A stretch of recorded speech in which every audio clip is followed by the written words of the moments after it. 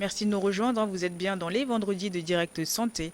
Aujourd'hui, on parle de comment retrouver l'équilibre du foyer après l'arrivée d'un nouveau-né. Donc, je suis accompagnée de Madame Koumaï Grasse, qui est sage-femme également coach en relation de couple, qui est avec nous pour nous parler un peu de comment gérer cette situation-là, qui est très compliquée justement, et parfois qui va jusqu'à la séparation. Donc, Madame Koumaï, tout à l'heure, on parlait de comment l'homme doit participer aussi, doit aider la femme, parce que la femme qui veille toute la nuit à gérer les pleurs de l'enfant, à allaiter l'enfant, le matin se réveille, pour encore aller faire le ménage, faire à manger aussi, s'occuper du monsieur, franchement, ce n'est pas du tout évident. Donc, comme je le disais, les messieurs doivent apprendre leur place et savoir qu'ils ont une place importante dans le nouveau couple, c'est-à-dire après l'arrivée du bébé. La femme ne doit pas être tout, elle ne pourra pas, quelle qu'en soit Ouais, papa. son énergie, quelles qu'en soient ses capacités, quelle qu'en soit euh, euh, sa motivation, elle ne pourra pas faire tout ça et venir encore vous satisfaire. C'est ce qui fait que dans un moment donné, vous allez vous sentir et négligé, oublié. Elle ne vous a pas oublié. En ce moment, et ce qui est vraiment important pour elle, c'est l'arrivée, son bébé.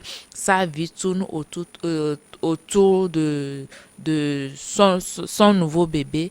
Donc, vous devez comprendre, apprendre votre place. Et ça s'apprend dans les Mm. cours de préparation à la naissance, comme je l'ai dit, qui commence à partir de 6 mois de grossesse.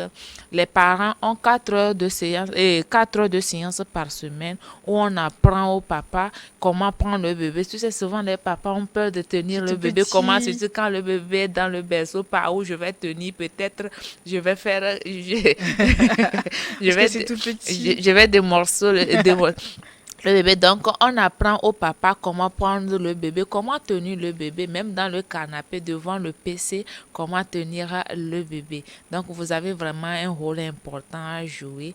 Faites cela, vous allez voir que vous aurez une vie de couple, une nouvelle vie de couple très, très agréable. La crise qui se passe après l'accouchement n'est pas une crise qui est nuisible. Faites tout possible pour transformer ça en des moments de bonheur, Et pour puis, ne pas pousser le bouchon très loin. il faut écouter aussi enfin, il faut être à l'écoute de la femme, hein. Et puis voir aussi qu'elle est fatiguée et aussi se dire oui. Enfin, de toute façon, il n'y a pas besoin de tout ça, mais savoir que tout ce qu'elle a à faire dans la journée, c'est épuisant.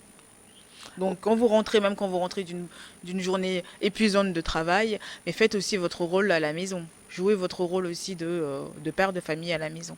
Puisque Donc voilà. chez la plupart, on a commencé avec un pied égalitaire, on allait ensemble, on se réveillait ensemble. Donc, faites tout possible dès que le bébé va arriver, que nous continuions dans le même pied d'égalité, c'est-à-dire le matin, quand maman commence par laver le bébé, que monsieur puisse prendre de l'eau, aller jeter. Quand la maman va être en train d'habiller le bébé, que le monsieur prépare le biberon et Hmm. tout, que le papa aussi peut aider la maman à exprimer le lait, puisque aujourd'hui nous avons des tire-laits qui sont vraiment, vraiment disponibles, qui sont accessibles à la Hmm. majorité. Donc, faites tout possible pour que les mamans ne craquent pas. C'est ça qui fait que vous allez voir que certaines femmes, après un accouchement, après 2 maternités, elle vieillit. Donc, Et demandez de l'aide. Il y a certains messieurs aussi qui interdisent à leurs femmes d'avoir des aides, c'est-à-dire des nounous, à la une maison. personne. Donc, Ah oui, mais non, mais encore une fois, c'est- on n'est pas des machines, hein. Mais aussi, oui. il faut à tirer le lait le soir, peut-être comme ça permet à la femme de dormir. Comme ça, le papa peut, par exemple, avant de dormir, étire le lait. Comme ça, le papa aussi peut se réveiller pour donner le biberon à l'enfant. On peut garder le lait jusqu'à 48 heures. Même il y a des banques Hmm. de lait où on peut garder le lait pendant 3 mois. C'est-à-dire que quand la femme est fonctionnaire, quand elle a 3 mois de congé, les 3 mois de congé, elle peut exprimer le lait, garder dans des banques de lait et garder au frais pendant 3 mois. Elle peut l'utiliser durant 3 mois. Donc il y a vraiment des techniques, il y a vraiment des Mais après, quand mécanismes. elle est remontée aussi, donc il faut les enlever parce Oui, que quand quand il y elle est a des remontée de remontées, c'est lait, pourquoi il y a des tirs, oui. vous tirez et vous jetez. Il y a certains parents certains papas, au lieu de tirer, disent que moi-même je vais aspirer. Il Euh, aspire, à vous danser. Vraiment, ça donne le plaisir à la femme. Oui. Elle sait que vous êtes à ses côtés. Il y a certaines femmes qui étaient princesses. Monsieur faisait tout. Je veux être au cœur, tout. Maintenant, quand le bébé vient, bébé arrive, on ne regarde pas. Surtout aussi le jour de l'accouchement. OK? Le jour de l'accouchement, quand bébé sort, madame veut bien que monsieur vienne rester à ses côtés. C'est en ce moment, monsieur est en train de prendre la bière quelque part avec ses amis. Ça frustre vraiment, ça frustre très vraiment les femmes. Il tourne monsieur ou il tourne monsieur vient, oui, il donne de l'argent. Déjà 19h, 20h, il disparaît de l'hôpital et il revient encore le lendemain en veste en allant au boulot. Ça frustre vraiment Non, les femmes. Il non, faut non. vraiment accompagner les femmes. Il y a certaines qui ont l'opportunité d'accoucher dans les cliniques où vous avez l'opportunité de rester à côté de vos femmes pendant Bah, surtout que l'accouchement. l'enfant, c'est pour les deux, hein. C'est pas que L'enfant, pour c'est la pour femme, les hein. deux. C'est Donc à il cause faut... de toi, moi, Ah je suis oui, devenue, je me sacrifie, j'ai traversé la mort et que toi, tu es en au train de bar voir... en train de boire avec tes amis. J'ai accouché, j'ai maintenant un garçon. J'ai maintenant un garçon laissant la femme. Ça frustre vraiment les femmes. Il y a plusieurs qui n'aiment pas parler parce qu'il y a la belle-mère à côté. On va dire que non, monsieur va venir faire. Ou bien c'est la belle-mère qui dit non, moi, je vais faire tout, je vais faire tout. Vas-y, vas-y. Faites tout possible. Restez. Vous avez commencé ensemble, continuez ensemble. Alexandra veut rajouter quelque chose, Alexandra? Moi, je dirais que l'arrivée d'un enfant au sein d'un couple, c'est une question de préparation ou de planning. Je vois avec mon conjoint, ma conjointe, si je veux avoir un enfant très tôt ou plus tard dans notre relation, et ensemble, on prépare cela psychologiquement ou financièrement, on prépare l'arrivée de notre bébé. Et aussi, pourquoi pas prier? Parce qu'on dit souvent que l'arrivée d'un bébé peut apporter le bonheur, les promotions dans le foyer, beaucoup d'argent. Et dans certains foyers, ça peut arriver aussi que l'enfant arrive et puis il y a des problèmes et tout qui arrivent. Donc il faut aussi prier. Pourquoi pas votre bébé viendra avec plein de bénédictions pour votre couple. Voilà. Oui, c'est toute une bénédiction l'arrivée d'un enfant, hein. C'est ce qu'on dit Comme, souvent. comme Alessandre l'a dit, aujourd'hui, nous avons des méthodes contraceptives qui vont permettre au couple d'avoir des enfants quand on veut, quand on peut. Hmm. Donc, que l'enfant, l'arrivée d'un enfant ne soit pas une surprise. Mais dans la réalité, ce que nous voyons, et ce n'est pas ça, nous sommes encore très loin de là.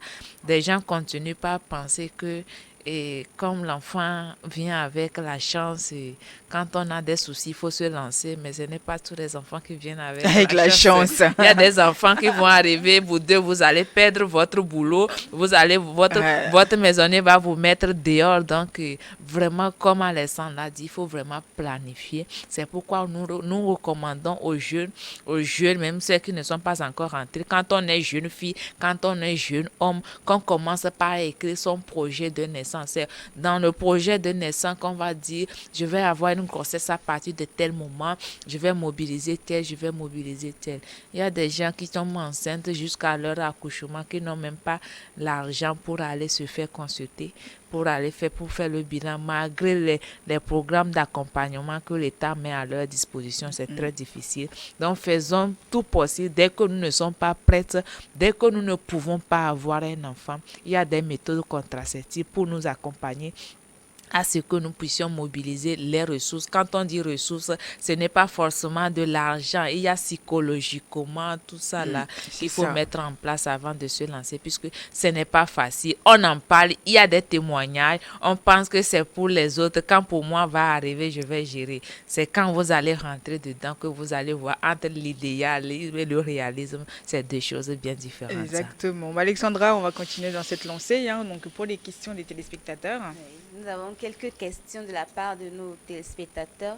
Et la toute première vient de Madame Aline qui dit comment gérer le surpoids après la maternité et demeurer en forme. Hey, comment gérer le poids après l'accouchement doit commencer le jour où vous sentez que vous êtes enceinte. Entre parenthèses, il y a des gens depuis le jour de la fécondation savent qu'elles sont enceintes. Donc, vous voulez gérer votre poids, il faut commencer par sur votre poids pendant la grossesse. Et que non, c'est la grossesse, je vais manger matin à 5h, 8h, 9h, tout ce que je trouve que non, c'est l'enfant. Non, ce n'est pas ça. Quand on est enceinte, on ne mange pas pour deux personnes, on mange deux fois mieux. Donc, il faut surveiller son poids pendant la grossesse. Vous savez, quand on est enceinte, il y a le poids du bébé qui vient, il y a le poids du placenta, il y a le poids du liquide amniotique, il y a le lait qui se forme. Tout ça, là, va faire que vous allez prendre le poids. Après l'accouchement, il y a surtout pour les premières grossesses, elles pensent que le ventre est gros. Après l'accouchement, le ventre va disparaître.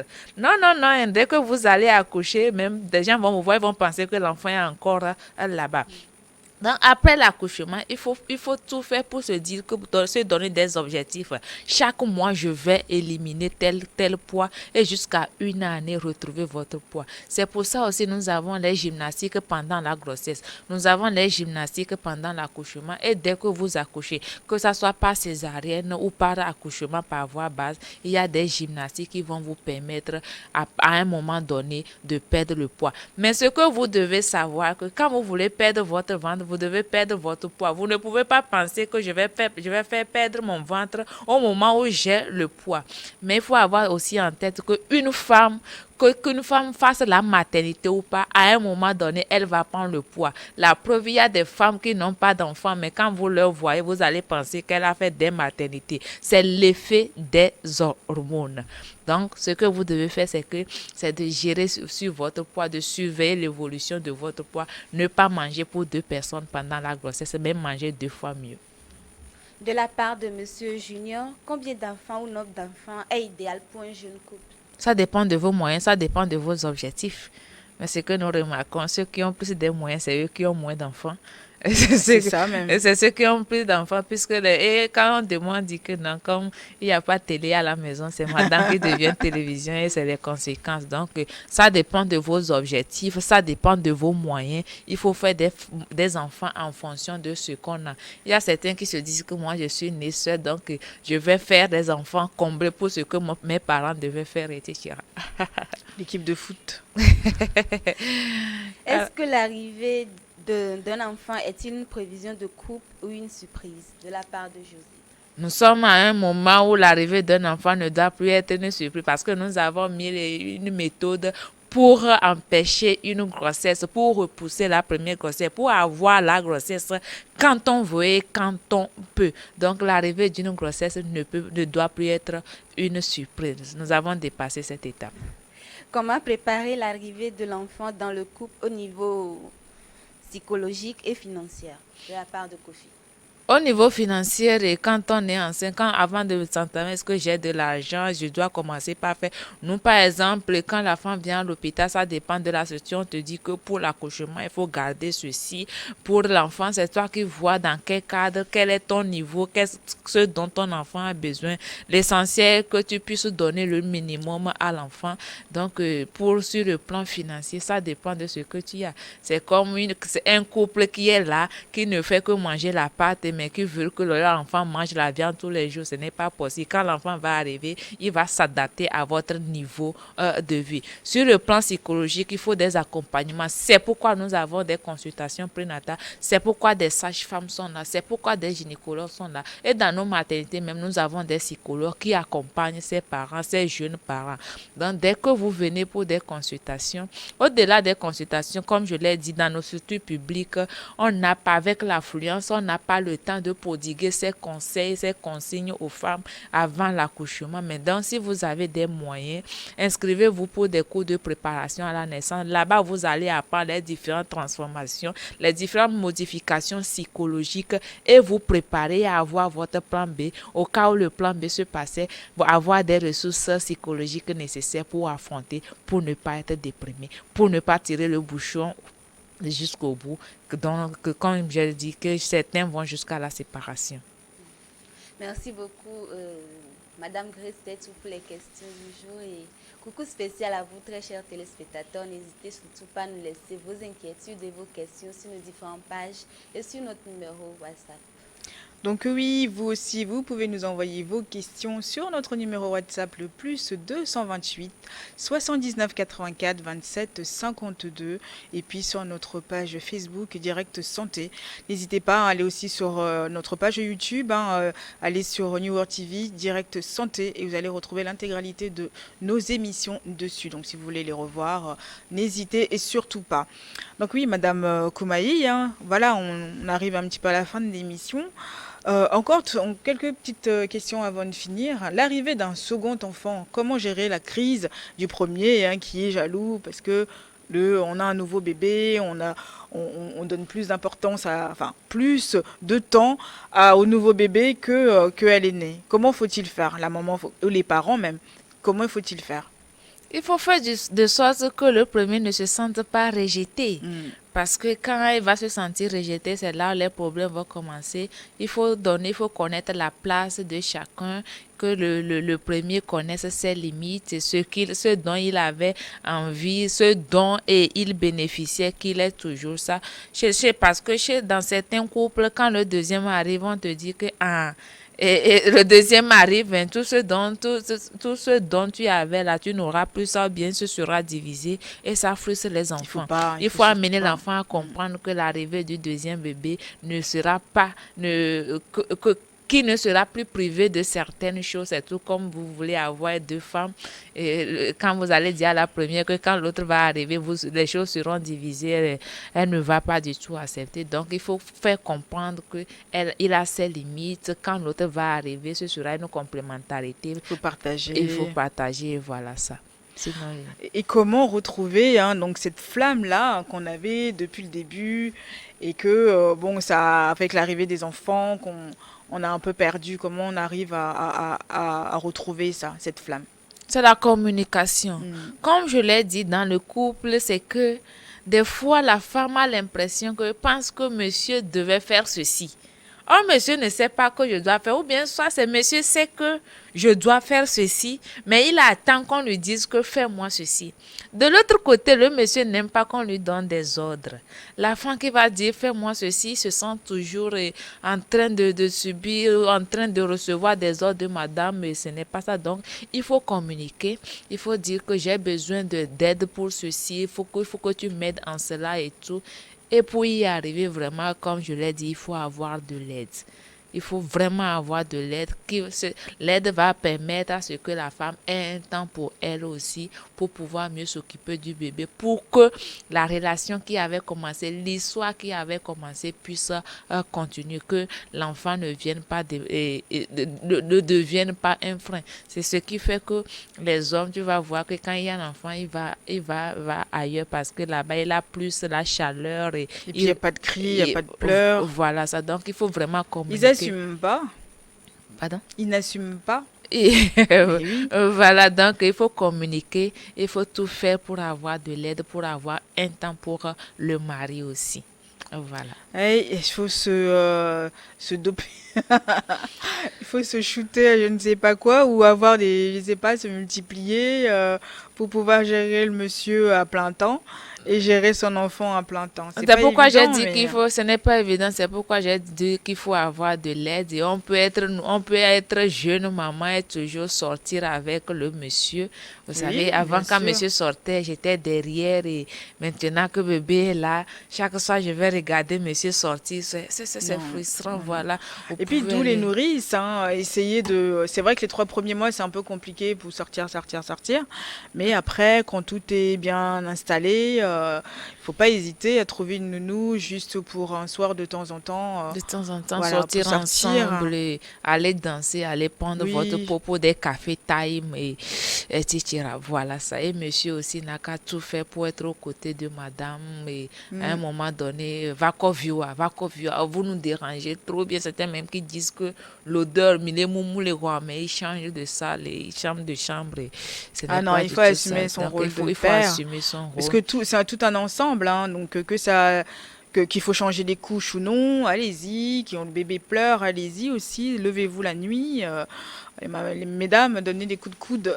Dès que vous arrivez le soir, prendre le bébé, il y a le kangourou, vous faites le tour du Oui, quartier bien avec le sûr. bébé, vous allez en salle de gym avec le bébé. Faut pas attendre que l'enfant commence à faire les premiers pas d'abord avant de dire que ça y est, c'est bon. Non, Non, non, non. et ils attendent quand l'enfant a déjà 2 ans, 1 an et demi, Oui, 2 ans, ils prennent l'enfant et ils sortent surtout quand ensemble. c'est des garçons. Ouais, on va jouer au foot. Allez, viens, on va jouer. Mais Donc non, non, voilà, non. faites l'effort, c'est vraiment, et les femmes souffrent, c'est un drame silencieux au niveau des femmes. Et comme je l'ai dit, chaque couple vit ça, surtout dès les débuts. Mais après, quand on dit c'est la première grossesse, c'est après pour les deuxièmes, les troisièmes enfants, c'est comment gérer les enfants et tout ça là qui devient problème. Donc, pour les jeunes couples, il faut vraiment faire l'effort, il faut commencer par apprendre. Quand on aura un bébé, pour ceux qui ont les premières grossesses, profitez, c'est les derniers moments où vous allez vivre, vous allez sortir quand vous voulez, vous allez passer 1 heure de temps dans la douche sans que personne ne vous dérange. Dès que bébé va arriver, Ah oui, votre là. emploi de temps dépendra désormais de votre bébé. Votre vie tournera autour de votre bébé. Vous deviendrez le dieu de ce bébé. Il y a certains aussi qui ont eu un passé très difficile, c'est-à-dire que maman qui n'a pas assumé. Donc, quand elle devient maman, elle veut faire l'effort pour ne pas ressembler à sa maman. Le papa, peut-être le papa n'avait pas bien assumé. Il se dit que, comment je vais faire pour devenir ce père idéal pour ne pas ressembler à maman, à mon papa qui avait assumé. Tout ça, là, il y a le stress. Donc, comme je l'ai dit, il y a de l'accompagnement. Les sages-femmes sont là, les gynécologues sont là. Il y a des consultations postnatales. Discutez avec eux. Ils vont vous aider doucement à sortir pour ne pas pousser le bouchon trop loin. Merci beaucoup. On arrive à la fin de l'émission. On n'a plus du tout le temps. Un grand merci à vous, Madame Grace Koumaï. Merci Alexandra. Merci aussi Aristide et Tonton Yves à la régie. Merci à vous tous qui nous suivez tous les jours dans cette émission, les rendez-vous de Direct Santé. On se retrouve demain. Merci.